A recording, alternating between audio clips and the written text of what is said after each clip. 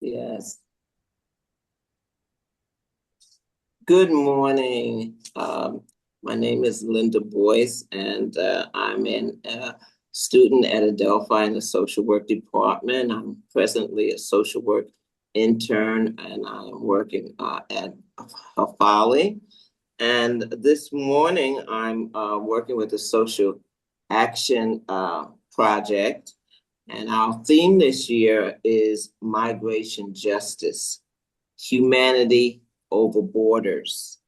And my particular group, we're focused on legal and restorative justice. So I'm grateful that I have two amazing speakers, two guests who are going to bring their experiences and expertise and help us to address um, this concept, which is impacting and very certainly one of the more visible uh, situations going on in our country.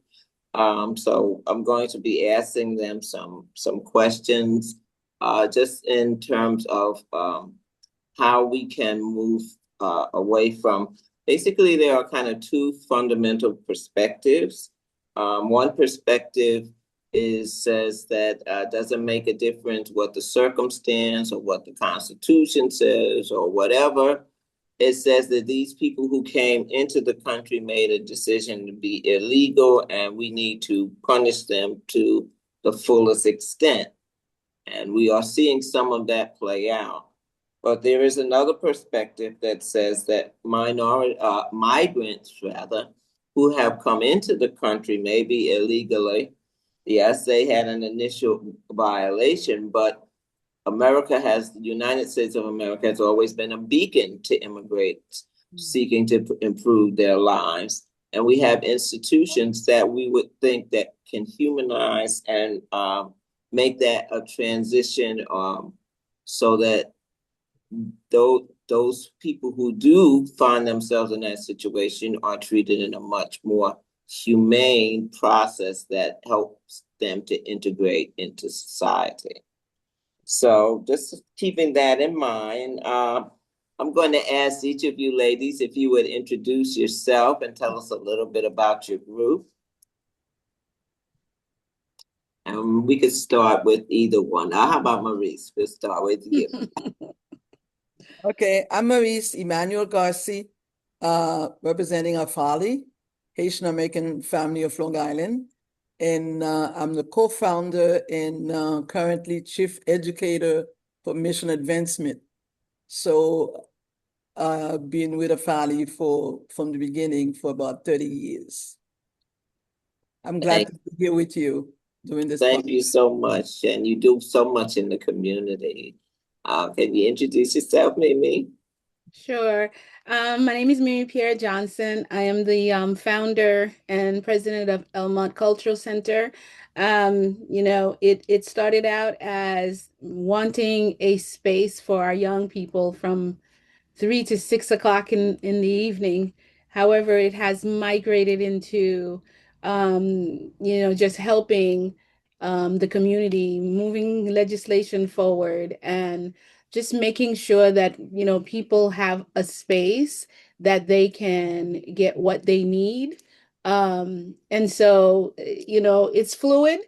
And I think in the times that we're living now, we need people that will understand what people are going through, and that's what I am hoping um, at the end of all of this, that people understand the dignity and humanity of folks. Thank you. Thank you. And you're woven into the fabric of their day-to-day life. Yes. Mhm. So, and this question's for both of you. What have been your experiences working with immigrants that are trying to navigate systems? And what are some of the supports or referrals you're able to offer? It's very broad, but something that stands out, maybe. It's true when you said systems and you say it's very broad because an immigrant who come to the United States have to really learn how everything functions. whether you're talking the legal aspect, healthcare, work, and immigrations, and so many systems.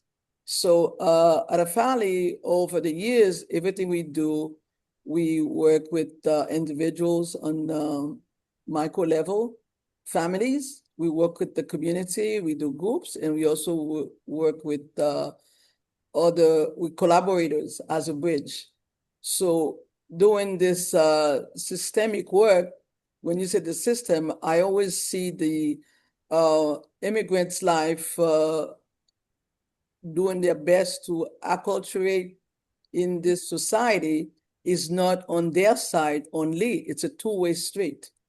The community at large and the immigrant community.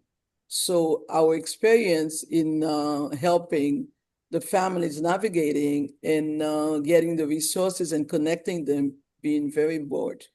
Whether you're talking social services, a lot of child protective services have been an issue, and legal issues. And today, when you talked about immigrations, always been there, a different time. And I want to say again, I'm glad to know that the School of Social Welfare is addressing this, this very important issue at this time when we talk about ICE. So Mimi, I'm sure we have more to say, but we're going to do the best to share. Yeah. Mhm. Yeah, I think to me over the years the word system has really changed because that's what I wanted to talk about too. Everything that Maris just said in as far as on in her experience dealing with the families.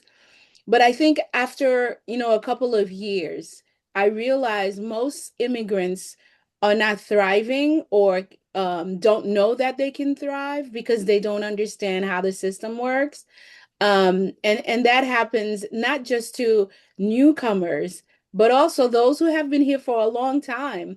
And they don't understand how the system works so that they can get what they need for their families or what they need for their community. So I took the approach of understanding the system as far as legislatively. So how do you participate within this system of government?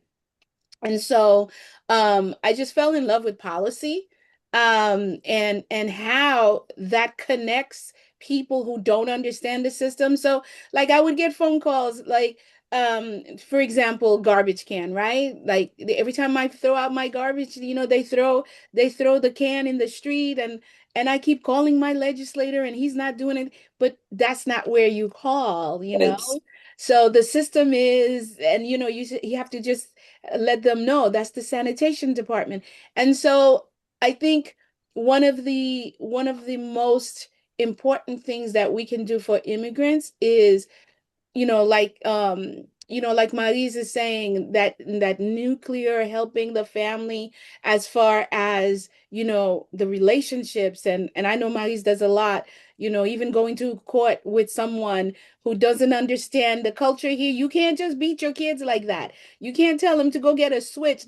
Maybe that's in Haiti, but here there's a different rule. So who is here to help a Haitian father to do that? So I think all of the system has to be taught, but in a way, the outcome has to be how do you thrive while you are here? And I think that's the thing we're missing in our society right now that makes it so hard for immigrants.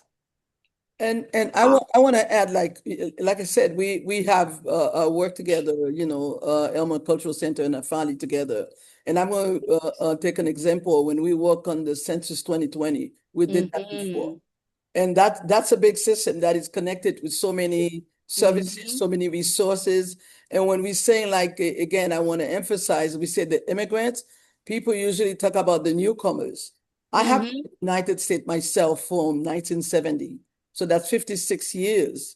And what I learned, and in so many ways, like what I know with Mimi when we talked about our own lives, what we Mhm. learn, that's why we find ourselves, we don't have a choice. This is to do the best we can every day to see how do Mhm. we address this issue. And Mhm. it's a work that I would say to social workers in today's time to think about, going outside the box of Yeah. when you talk about theory to really see the practice. How do you connect that? Because Mhm. every day something may come up and you don't think about it. Oh, that's something people should know. No, people Mhm. don't necessarily know. This week, I got a call to do a presentation, and they said, oh, do whatever you talk about any issue that you want. What came to my mind is that I've been having so many questions about Medicaid, Medicare. I said, okay, Medicaid, Medicare without confusion, ABCs of Medicare, Medicaid. So that's a systemic. And it doesn't have to be just an immigrant, but we're going to stay on the immigrants. So when Mhm. you're talking about the immigrants coming from different countries where they were living normally in their life without asking questions, what I need to know because they grew up in it, they know Mhm. it. Now you come to the Yes. United States, going in the schools, going in the hospital, and we said we go by our own lives, being in the United States for so many years, to realize we're still learning, right, Mimi? Right. Because we're That's still right. learning because things change. And when Mhm. you're talking immigrations, it's not today the United States is having ICE. Now it's being called ICE. But in Mhm. the United States, which is a country of immigrants, always been reluctant to accept the others like they were Exactly. Mhm. original inhabitants. Mhm. That is true. And today, I think today people don't realize it really is not a political issue. It's just whoever is in charge now, right? Because if you think about, I think about when Reagan, he did, amnesty. That had nothing to do with politics. It was more of this can't happen. Like we have to embrace the immigrants that are here.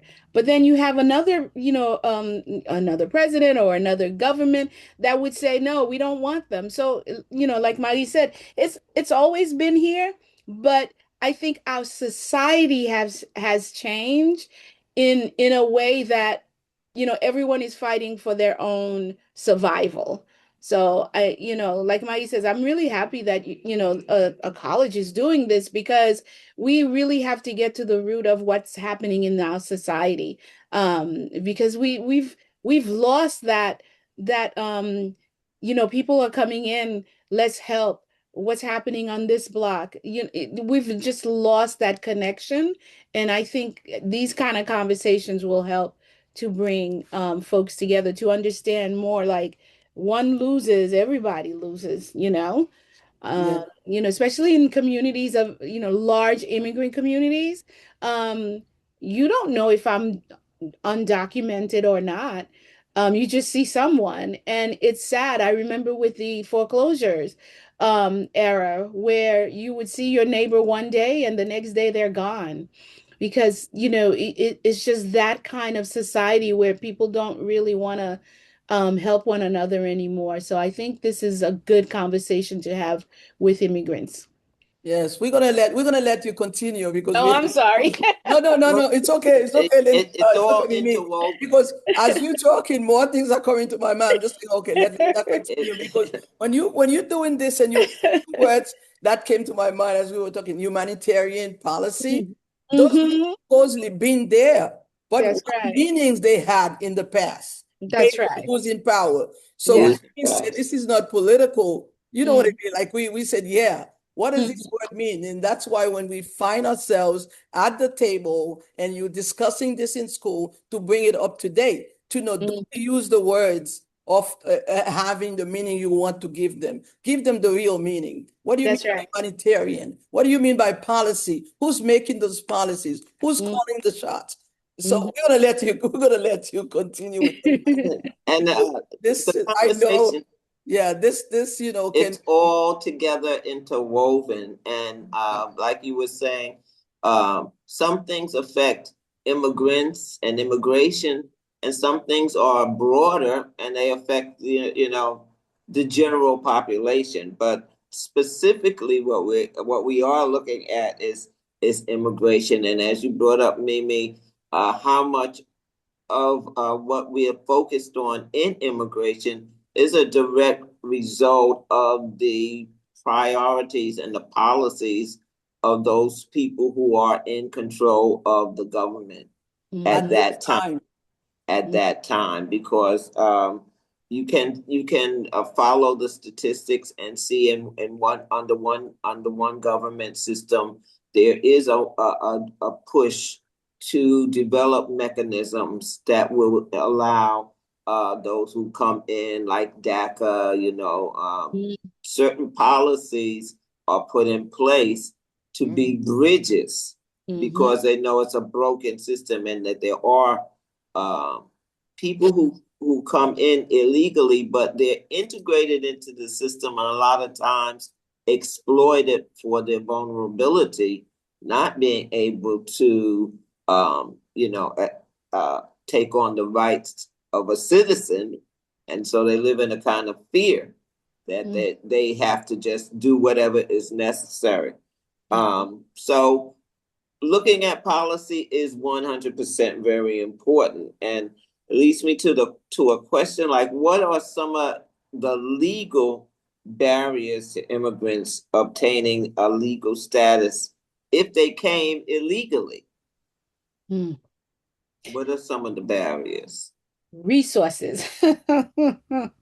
Resources is like, we have so many of the policies that can be, they can vote on to help.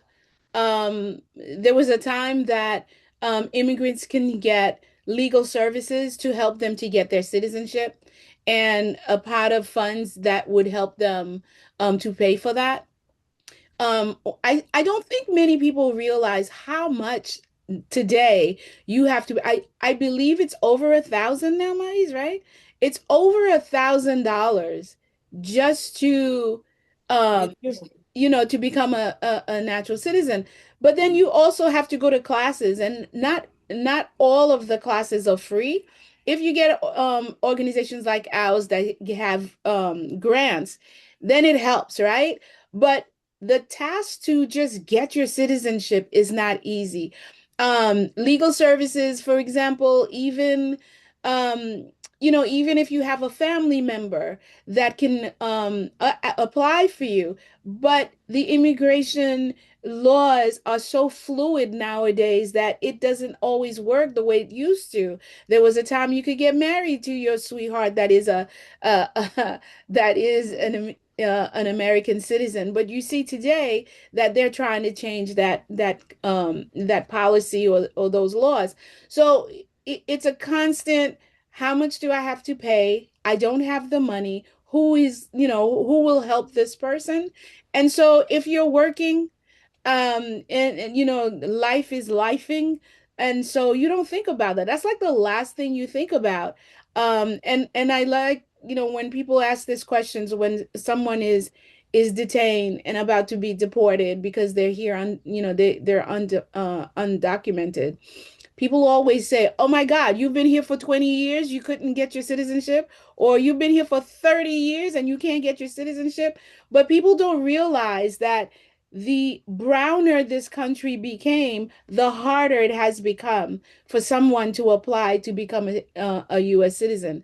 And it's now more of a, the barrier now is so political, and it's so sometimes I read what people are writing online. The dignity of becoming an American citizen, it's taken away from someone. And so they're scared, right? And what was it, 2, 3 months ago, when you have people that were on a line to become an American citizen.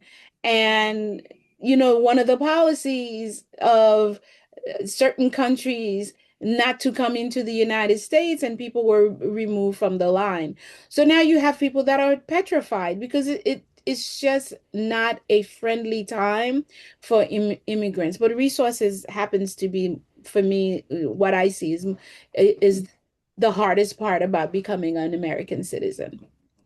And I would add, not just becoming an American citizen. When you have some of the newcomers who came with documents Mm, because of the humanitarian, uh, mm, uh, policy that was established. mhm, Now, because of all the noise happening out there, they came in, they have their working papers, they have their documentations to mhm, be legal, like we say illegal to be legal.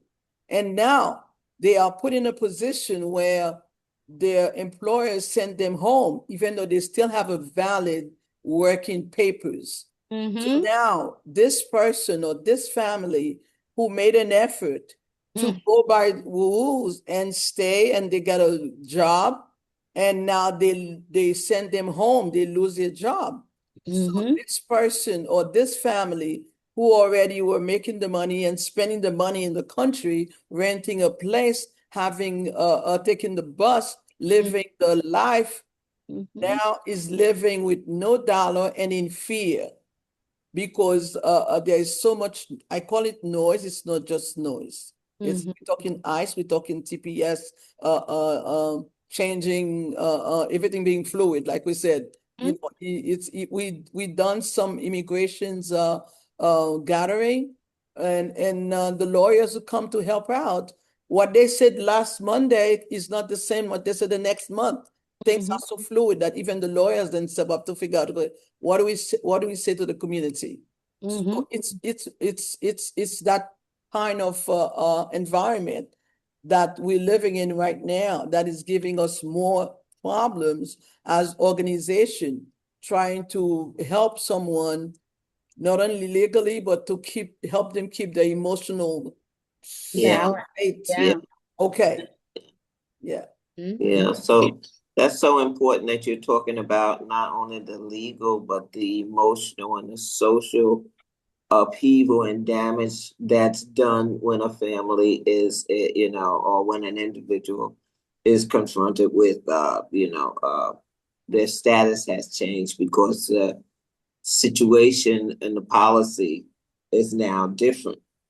And as you were saying, Mimi, and looking at some of the research, one of the bigger organizations, Catholic Legal Immigration Network Inc. or Clinic or Immigration Advocates Network or so many, it's like thousands of agencies that are around to give support in attorneys or paralegals, whatever. But the ratio of one attorney or one professional to like maybe 1,500 immigrants is just it's a even if you're trying to go through the legalities and work through the systems that we were talking about, it's mhm, not that easy because the support is not there. A lot of times you need someone doing advocacy, mhm. and I'm sure that's part of what your groups have done as well. So how And does your that also I want to add, like, create another issue when you have so many people overwhelm one lawyer for X number. Now Mhm, you find some of the families going to people who not really qualified, mhm. help them into getting the right information, And paying a lot of money. paying money, Mm, paying money that they don't have. They're mhm, not able to pay money to eat and mhm, somewhere to sleep. But mhm, whatever they get, they're going to pay somebody who's not doing the work. And when they come to us, they will say to Mimi, they will say to me, and we asking the questions. We're mhm, not lawyers, but mhm, we understand what's going on to guide the client. mhm, And this person or for this family, it's like lost. mhm, And there's no place to really send them because the places where we would usually refer them to is saturated mhm, uh, uh, with clients. mhm. wow? And the other sad part about what's happening too, many of the agencies, I've had, I have a couple of stories where some of our Haitian immigrants who go to, some of the agencies that are already full. Many Haitians tell me that they put my name on a list. Um, and this one disturbing one, she said, well, we don't help Haitians. And that's a problem too that we need to talk about because within the immigrant community, there are many different languages. And if an agency don't speak the language of that person, they may not get the help that they need. And I'm finding that to be number one, disturbing because I am Haitian, but it's that goes back to that resource thing because that agency may not have the funds to help all the people that's coming to them.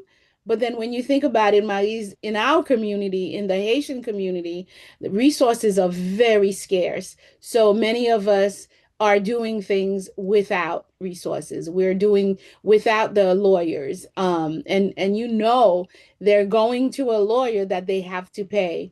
So I couldn't sleep one day. I had a 19-year-old and her ENL teacher called us because the next day she had to go to her asylum appointment. Yeah, appointment, right, yeah. She did not have a lawyer because she couldn't afford it. She's 19 years old. She does not speak English, just came here.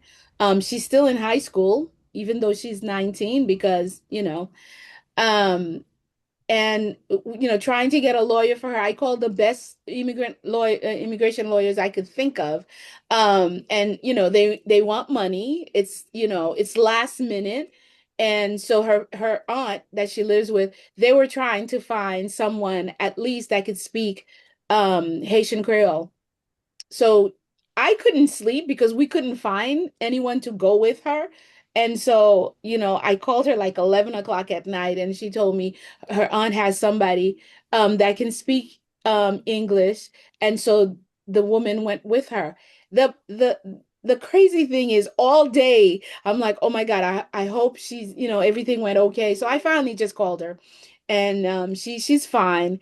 And she said, when they went to the to the meeting, she said she found out that the person she went with did not speak English as much as she thought because again, the language of the law, if you don't know it, there are things that she could not translate.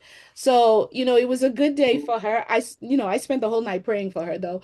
The good thing for her was the person that was interviewing her um had some kind of compassion and just told her, listen, you'll hear from us whether you get your asylum or you'll hear from the courts. So at least she had a little breathing room. But this is the kind of things that's happening in our community that people don't talk about and that Hafali and we think about it, we hear it, so those are the kind of things that I like to put out there because it's a real scary time for so many people, young or old. It is so scary for immigrants now, and Yeah, they're and not even guaranteed that they're going to be deported back to their homeland.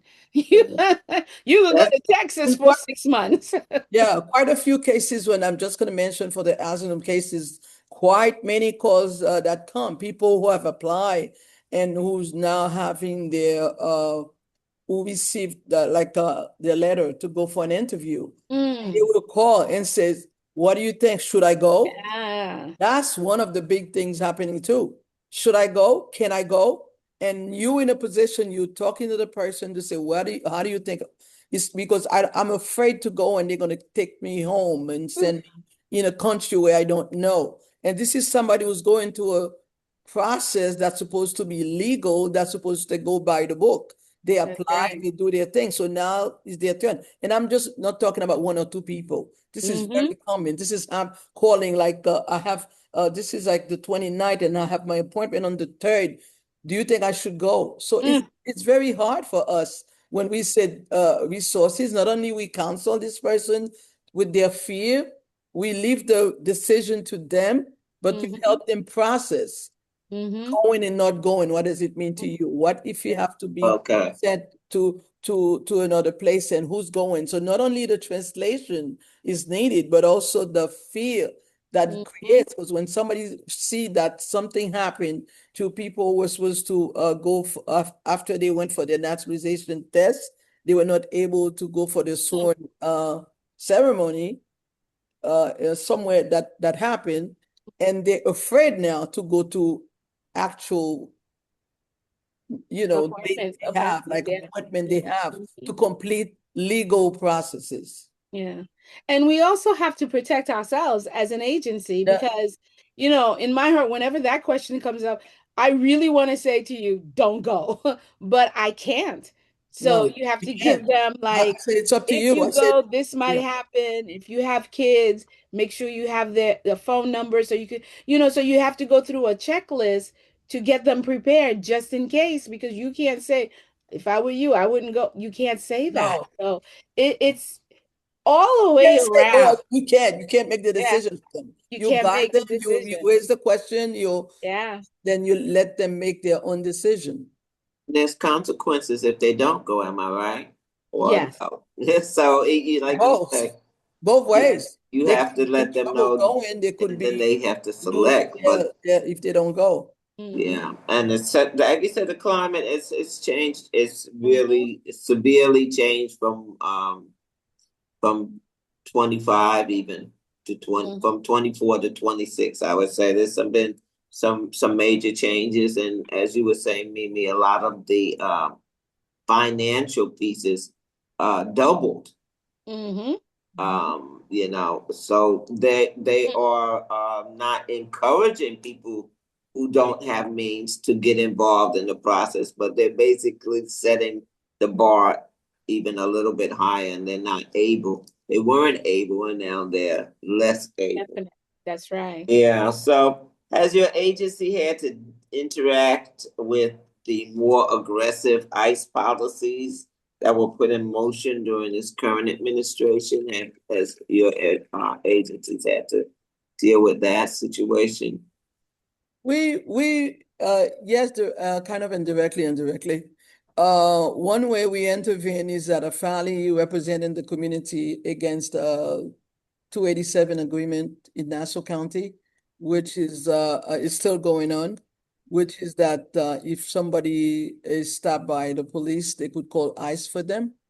Hmm. And this is still going. It was rejected, and we actually this week there's another something going on with that. It's not resolved yet. So we represented that officially with other entities to New York Civil New York Civil Liberties. Hmm. yeah, we did that. Hmm. And with ICE, it's been like in so many ways, like we are part of organizations to let people know what's happening where. And Hmm. now when you're talking Long Island, whether you're talking Hempstead and Wyandanch and Huntington and out in Suffolk, it's real.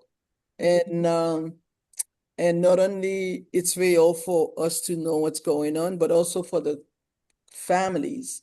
When someone is at home and she said that I'm afraid to go out, Hmm. I need milk for my baby, but I don't know, ICE is out there. Hmm. I have an appointment for my daughter at the doctor. I'm afraid to go. So there are so many situations like that. And that's why I said our work is beyond just it's not what it used to be anymore. Like the conversation changed. It's more. Mhm. The basic things are still there, but there's so many layers that we Hmm. have to address now that wasn't there. And for both of us, our organization, we even if we had like a staff of 30 something, it would still be a lot. And we are nonprofit and small organization, very much volunteer based. Hmm. And the few of us, whether you're a volunteer, you're getting some kind of pay, uh, Stipend. a stipend. You worked more than the hours that you were supposed to work. And Yes. when someone is desperate, we do our best to at least be there by a text or a call. Mm. So yeah. Yeah. Yeah. And you know, the Ooh, when you get that call that someone says, "Hey, I think ICE is at wherever place," and my husband teases me because I'm like, "I'll be right back. I think there's a disturbance somewhere," and he says, "Oh, you got your immigration cape on?" And I'm like, "I got to do it." You know, he shakes his head because he just, you know, it's a scary thing because I've only had one experience with ICE where by the time I got there, they did remove like about 7 people from a Home Depot parking lot. And there was this young man, and you know, I was just around talking to some of the folks. Do you know what happened? And there was this young man and his wife sitting in a construction truck, beautiful construction truck. You know, usually it's one of those busted vans and stuff, but this one had logo on it and all. It really, really nice truck. So I happened to just go over there and I said, "Hi, how are you?" And I introduced myself. And I said, "Are you okay?" And he said, They took my dad." And I said, "Oh, wow." Now his father's been here for 20 years. And he has a construction company, and you know, he had his license number on, you know, the construction license number on the truck. So right away, what that told me was this is someone who followed the rules of how he's supposed to have a business and all of this.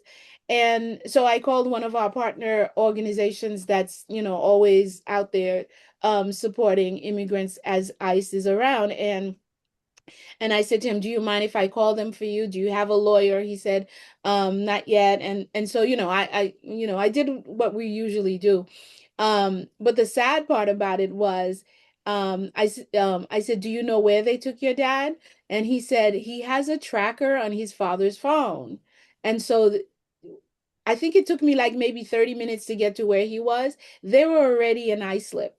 That's like a 45-minute drive. So they took this man that was contributing to businesses and homes and so now he's in Islip and he did not know. I lost track with him because I think the fear part, even when you're introducing yourself as I'm trying to help, you know, getting you help if you need it, he was still a little standoffish because they don't know. They really don't I know. can't trust. They can't trust. So you have that part too, that you have a safe community, but then the activity of ICE is dividing even more people where you don't even trust who's trying to help.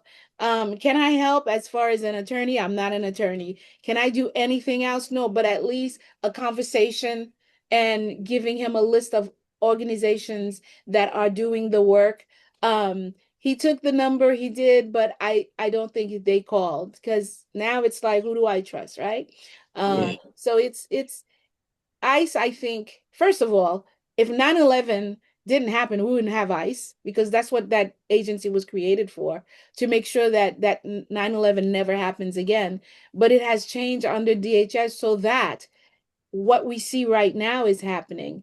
And, you know, when you think about, oh, we're only picking up, you know, criminals, what is so criminal about a man at a Home Depot getting materials so he can go to work?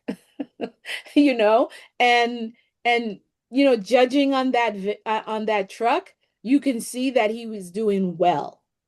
And so now that's one person out of the community, one person out of the business that's paying taxes. Because we forget about the sales tax that immigrants, whether or not they're documented or undocumented, the sales tax, because they purchase stuff, they eat groceries, they clothes. So they're actually contributing to our state sales tax, even if they can't do anything else. So I think that's the detriment that ICE has done to the fabric of our communities.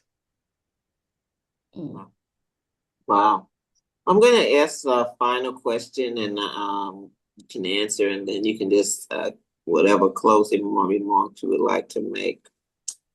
What would you say is the greatest challenge facing implementing a restorative justice policy that does not insist on harsh punishment for illegal entry but develops ways to gain legal status through a humane process. Yeah. Hmm. Mhm. I talk a lot, Maggie, so you should go. The first thing that crossed my mind when you said the greatest challenge, it kind of went in a different way. I'm saying like, oh, you know what? More of us need to understand that advocacy at every level Mm, and build that resistance so we can get to policy on a higher level. mhm. All of us need to understand that.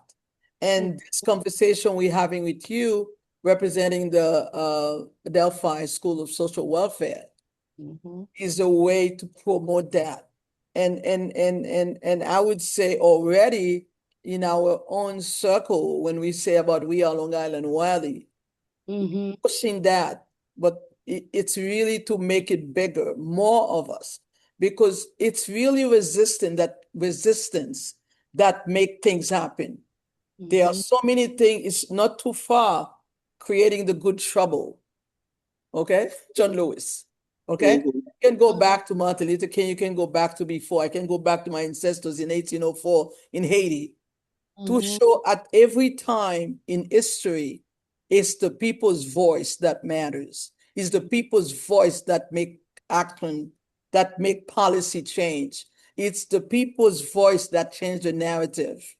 Mhm. So the word resistance, and I think I know for me and Mimi, this is what we believe in. And we're Yeah. doing it, we're gonna continue to do it and bring more people to do it. And I would say one of the big things that happened with the family recently in 2025 after 30 years is the rebranding of uh, uh, for 30 years we wanted our services in the Haitian community. Now we said, okay, let's go for a collective, the Afro-Caribbean community, because we could stay, let's say we stay on Long Island. It could be worldwide, but I'm going to stay right on Long Island. Long Island 1995 is not Long Island 2025. And world in this time, Mhm. 2026, no matter who is in charge from top Washington, Mhm. okay, don't make the world turns. Mhm. And many of us need to understand that. So resistance, get involved, action, and be true to yourself. That's the bottom line, because I have seen Long Island as one of the most segregated places. The Mhm. changes that happened when I lived there from 1979. Okay? And we are here to stay.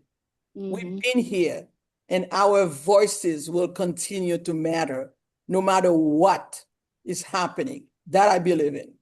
And Mhm. that's why our mission is in align with the School of Social Welfare to continue to do this. And that's why I would say with Afali, we continue over the years, social workers. I have supervised over 50 social workers from different schools. And as a social worker myself, I will continue to do that as long as I live, to be supervising, to be getting involved and be up to date and make those changes happen. I don't know if I said enough. All the above, that advocacy at the personal level and at the agency level, micro, meso, Meso, macro, macro, up you and you down get the line, all yes. day, every day. It's a lifestyle, That's right. That's right. Mimi. I think the biggest challenge, um, the greatest challenge for um it's conversations and relationships. Um, I can't tell you how many non non-white folks, when I have conversations with them about what's happening with Haiti or with our, immigrant population here, that there's always an aha moment, like, Mhm. wow, I didn't know that. Yes. Um, I think, for me, whenever I hear, wow, I didn't know that, I feel like, yes, because that means they're going to go to someone else and say, well, at least I hope, you know what I learned today? Mhm. And I think if more of us started talking about, what immigrants are going through here and what they have lost in their country, then we start to understand because, you know, the Irish went through it, the Italian, every immigrant has gone through something, right? But I think in today's immigrant, we don't talk enough about what has happened to make you leave your country. I was talking one day to someone and I said, what would make you leave 70 degrees like all year round and up, right? The flowers that we are buying in stores here for like, trees and stuff, it's just weed growing in Haiti, right? So many beautiful things. What would make you leave that country to come here and not have anything? Most people come here in today's immigrant, most people, and I'm referring to Haiti, most people come here because they're escaping, right? And one of the things that I had to understand in the work that we're doing now with immigrants is why are they leaving? So the past 5 years, I've done a lot of work, with political stuff in Haiti so that I can understand. And I realize, wow, we have to fix here so that people will go back home when they want to. I see like in the 60s and in the early 70s, people were not leaving because they were getting shot at. People were leaving so that they can come here and get a better education, and not get a better education than Haiti, but get a better education so they could go back and open up a hospital and do mission work. It's different now. People are coming here because of survival. And so I think if we don't have those kind of conversations with those who don't understand what people are going through in their lives, in their own homeland, and since America has always been that beacon of freedom and you can work and help, um, these are the conversations that we need to have because, like, when you think about one of the I don't know if it's a law yet, but one of the things the administration was talking about stopping Haitians from sending so much money back to Haiti. When you think about all of these immigrants that are here, the GDP, the funds that they have sent to Haiti in 2025 was $4 billion, and I didn't see the last data on it, but it's close to $5 billion that people here are sending back home to their families and do whatever. And now we want to say, no, you're sending too much money back down there. So it is a conversation that we need to have. What are immigrants going, what's happening with immigrants right here? And how are you treating them? And why are you treating them this way? And why is it okay for you to send people back to a place where they fled from? Because making that decision of going through the woods, being, maybe raped, and all kinds of atrocities happening just for them to come here and for you to treat them with less dignity of a human being. I think that's the kind of conversation that I keep having with folks that are not immigrants of today, because we're all immigrants. We're all immigrants here. But we need to Yeah. make But people realize when the Irish and the others came, when they were calling you dogs, when you could not sit in the same restaurant as the ones that came before, how did you feel? And sometimes I'll get well, that was my ancestors. Yeah. Okay, well, let's talk about the ancestors. So, these for me, that's how we start that.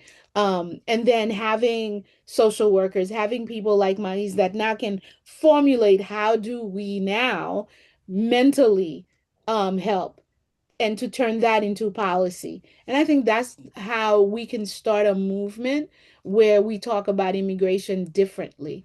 Because there are people here that are doing things far worse than what immigrants are doing, which is just trying to survive. Well, I certainly thank you ladies for your contribution to this discussion. It is a very important discussion. And I'm also glad I had the opportunity to be, even in my intern's experience, to kind of step into the world of the immigration. As someone who was born in this country, sometimes we don't appreciate each other's struggle as much until it's humanized. So those conversations start to happen and we start to understand at a better level.